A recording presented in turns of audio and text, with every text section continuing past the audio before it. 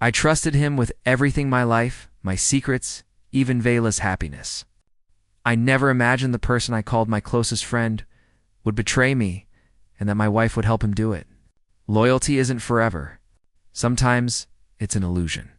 Before we start, hit like, share, and subscribe. This story will shake your trust in people. I'm Ryden Solaro. And if someone had told me that the people I trusted most could hurt me in ways I'd never imagine, I would have laughed. I believed in loyalty and friendship, in the kind of bond that doesn't bend or break. My life, at least from the outside, seemed flawless. I had Vela, my wife, whose smile could quiet the chaos of any day, whose laugh could make the world feel lighter, whose presence was home. And then there was coincidental, my best friend, my business partner, the man I considered my brother. I thought I knew him every strength, every flaw, but I was wrong, and I would pay for that mistake in ways I could never have prepared for. We built everything together. Our mornings were easy, filled with coffee and quiet conversations before the city woke. We celebrated victories, small and large, often laughing at inside jokes that no one else would understand. Corvain was always there, with advice I trusted, opinions I valued, and a presence that made life feel safer. I let him in.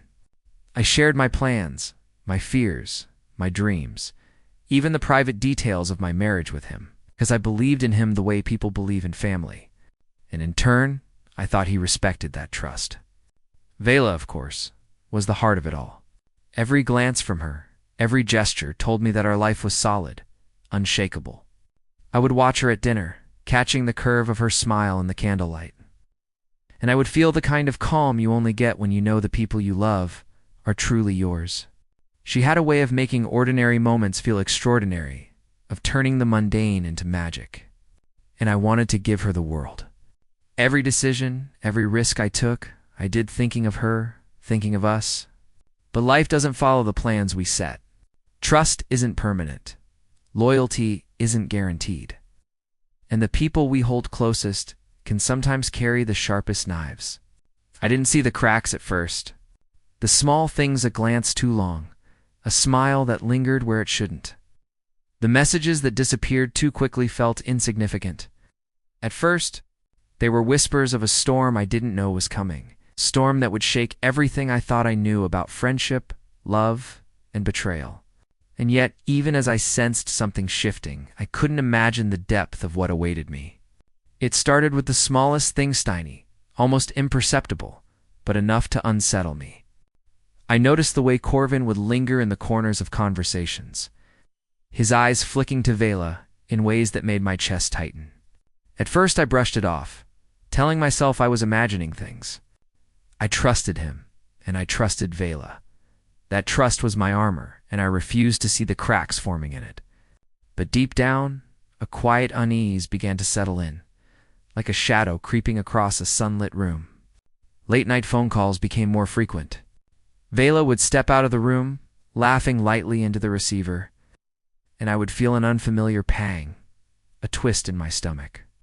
I reminded myself that I had no reason to worry, that love was a foundation strong enough to weather the mundane quirks of life. Still, the phone messages that disappeared too fast. The small sighs of frustration when I asked her about her day, and the subtle defensiveness when Corvin's name came up, a wee of it started to gnaw at me. I couldn't ignore it, but I didn't know how to confront it without shattering the world I had built. Corvain, of course, remained charming, helpful, the kind of friend anyone would envy. He offered guidance in ways that seemed sincere, but I began noticing patterns. Suggestions that initially appeared harmless started steering decisions in directions that served him more than me. I caught glimpses of private conversations between him and Vela. Moments that froze me with suspicion, too fleeting to prove anything, yet too pointed to dismiss. Each day, the weight of doubt grew heavier, pressing down on me like a storm cloud I couldn't shake. I started replaying memories in my mind, searching for signs I had missed. Every laugh, every touch, every shared secret began to feel fragile, like glass ready to shatter. The trust I had once held so firmly now felt like sand slipping through my fingers. And the idea that the people I loved could betray me became a terrifying possibility. And yet I clung to hope, hoping the unease was just my imagination. But hope, I would soon learn, as a way of making betrayal all the more painful. The whispers of doubt, the fleeting signs of deceit, they were just the prelude. The storm was coming, and I had no idea how devastating it would be or how deeply it would cut into everything I held dear. The unease I had felt in the last few weeks grew into a quiet obsession. I found myself watching Vela more closely, noticing the smallest changes in her behavior, lingering glances at her phone, smiles that seemed to come from a secret I wasn't part of. The subtle hesitation when I asked about her day, each little sign, each fleeting moment, pulled at the corners of my mind, whispering doubts I didn't want to hear. I wanted to trust her. I really did. But the shadows of suspicion were starting to drown out everything else.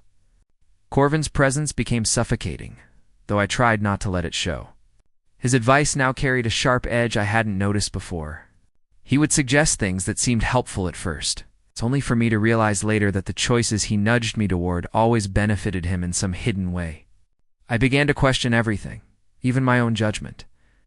Every word he spoke, every piece of guidance he offered, felt like a trap I was too blind to escape. And then there were the subtle interactions between him and Vela. I caught fleeting moments, hand brushing against hers, laughter that lasted a beat too long, secretive smiles exchanged in passing. My stomach would knot, and I would tell myself it was nothing. I didn't want to see the truth yet. I wanted to believe in the life I had built, in the love I thought was unshakable. But the cracks were widening faster than I could ignore them. I started feeling cornered, like the walls of my own life were closing in. I noticed my patience thinning, my temper flaring at the smallest provocations. Every late-night call, every deleted message, every evasive answer from Vela stoked the fire inside me. I couldn't confront it directly, not yet, but the tension was a living thing, pulsing between us, poisoning the quiet moments we once shared. Sleep became restless, filled with half-formed suspicions and imagined scenarios. I replayed every conversation, every shared laugh, every moment of trust, searching for clues I hadn't noticed before. The feeling of being betrayed, though unconfirmed, was becoming unbearable. And deep down, I knew that when the truth came out, nothing would be the same. The life I thought I had, happy, secure, complete, was teetering on the edge of collapse. And I was powerless to stop the storm that was quietly gathering in the shadows. The moment I had dreaded, yet somehow felt coming, arrived like a punch to the gut. I wasn't prepared. Of course, I never am for betrayal of this magnitude. I had walked into what I thought was just another ordinary evening, and instead, I stumbled into a nightmare. Corvain and Vela, my closest friend, and the woman I had vowed to spend my life with, were together. Not just together in some abstract sense, but together in a way that left no room for misunderstanding.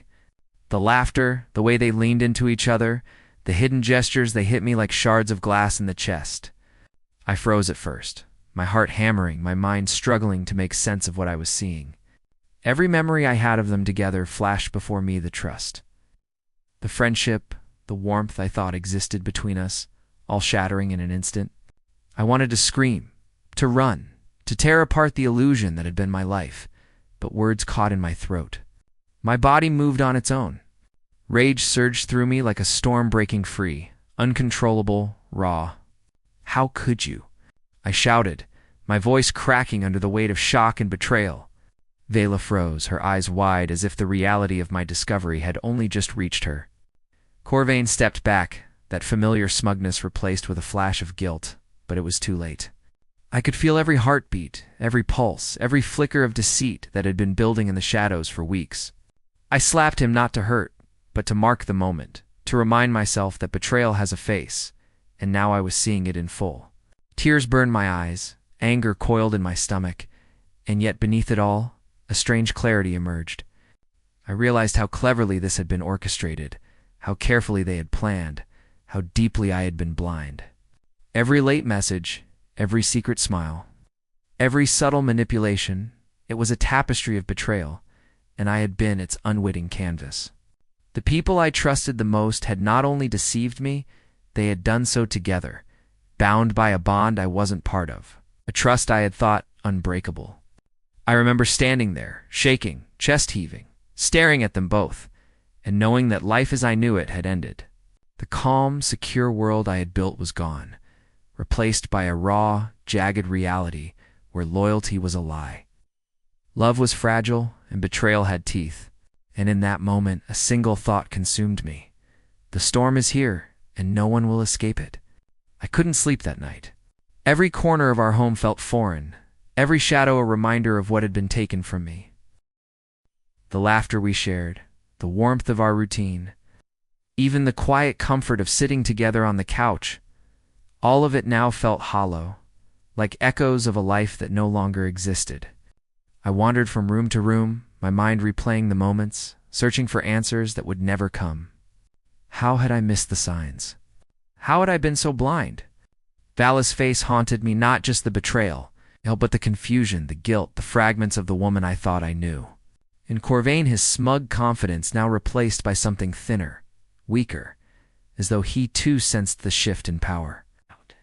The inevitable reckoning I hadn't yet unleashed but already imagined. My chest ached not only with heartbreak, but with a bitter anger I could barely control. I felt hollow, torn between rage and grief, between wanting to scream and needing to hold myself together. I replayed the past in painstaking detail. Every casual glance, every smile I had shared, every conversation I had trusted, now seemed layered with hidden meanings.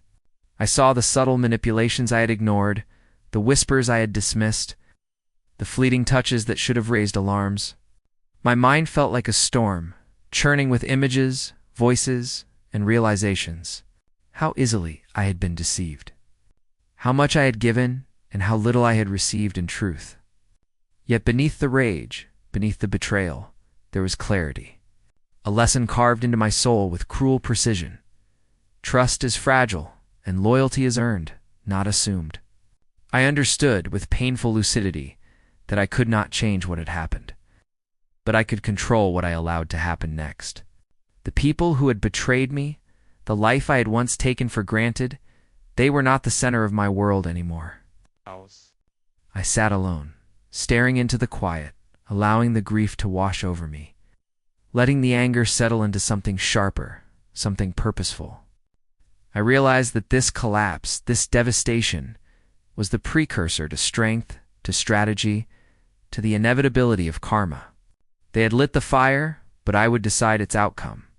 And in that still, heavy silence, I promised myself something.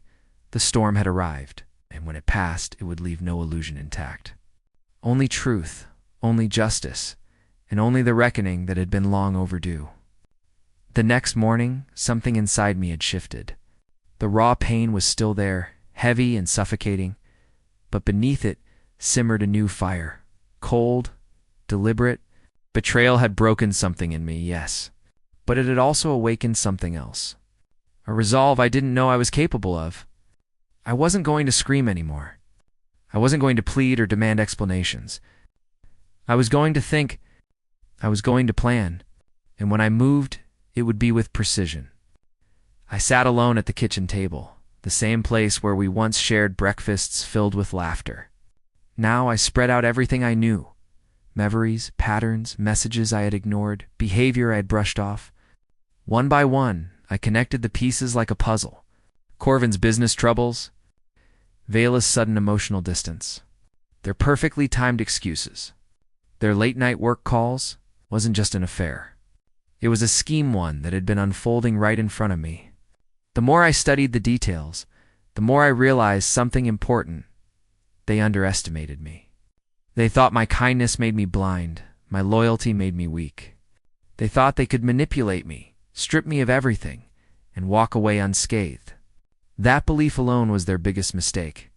I made a list: names, numbers, accounts, every potential crack in their plans. And as I wrote, my mind sharpened with a focus I hadn't felt in years. I reached out quietly to people who owed me favors, people who knew Corvin's vulnerabilities better than he assumed. Every conversation was calm, every word calculated. I didn't reveal my emotions. I didn't reveal my intentions. I simply gathered information, letting the truth stack itself like ammunition. Then I turned my attention to Valinot with anger, but with clarity. I replayed her choices, her lies, her shifting expressions. I understood finally that she wasn't confused. She was committed to the betrayal. That realization didn't break me, it freed me.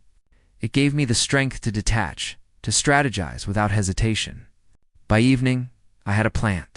Silent, precise, and devastating. Not loud revenge. Not reckless vengeance. Something far more effective. Something that wouldn't just expose them, but collapse the world they had tried to build behind my back. As I stood in the quiet of my room, I felt the last of my despair burn away. This wasn't just revenge. This was justice, and I was ready to deliver it. The day I confronted them didn't come with thunder or warnings. It arrived quietly, almost gently, like the universe whispering, "Now." I walked into that same house where my world had shattered, but this time my steps were steady, my breathing calm, my mind razor sharp. They didn't know what I had discovered. They didn't know what was about to hit them. Karma rarely announces itself, it simply arrives. Corvain was the first to see me. His expression tightened, his posture shifting just slightly, like a man preparing for impact. Vela followed, her eyes flickering with guilt, surprise, and something resembling fear. For the first time, I saw them not as the people who betrayed me, but as two individuals terrified of being exposed. I didn't shout. I didn't start with anger. I let silence do the talking. Silence is a powerful weapon, uncomfortable, revealing, sharp enough to slice through pretense.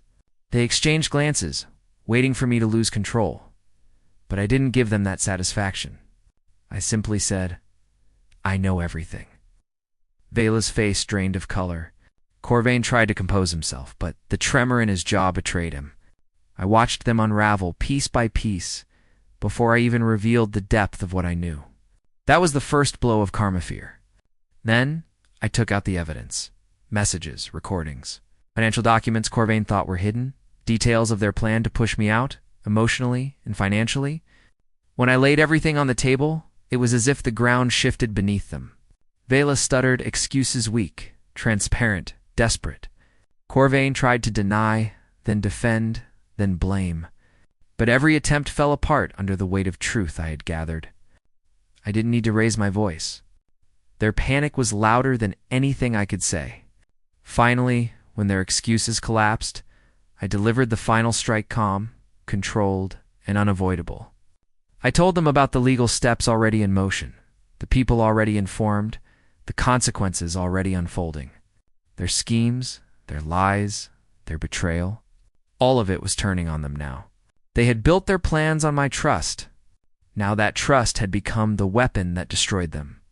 The look in their eyes, fear, regret, the realization that they had played a game they weren't smart enough to win, that was karma. Raw, undeniable karma. I walked away without shouting, without touching them, without looking back. Because the moment they realized they had lost everything, that was the true confrontation, and the first taste of the storm they created, the storm had passed. The echoes of betrayal, anger, and heartbreak lingered, but the chaos was gone.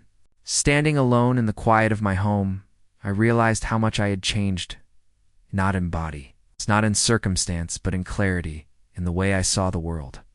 The people I had trusted most had tried to break me, but in the end, it was my own strength, patience, an understanding of truth that carried me through. Karma had done its work, and I had survived it intact. Vela and I didn't immediately reconcile. Some wounds take time, and some betrayals leave marks that are never fully erased. But there was honesty now, brutal, necessary honesty. She had made her choice, and I had made mine. I would forgive where it was deserved. But I would never allow blind trust to rule my life again. Our love, fragile as it now seemed, was tempered by understanding and lessons learned. I no longer took for granted the quiet moments, the smiles, the small gestures that used to feel automatic. Everything now carried weight, significance, and meaning. Corvain was gone from my life entirely.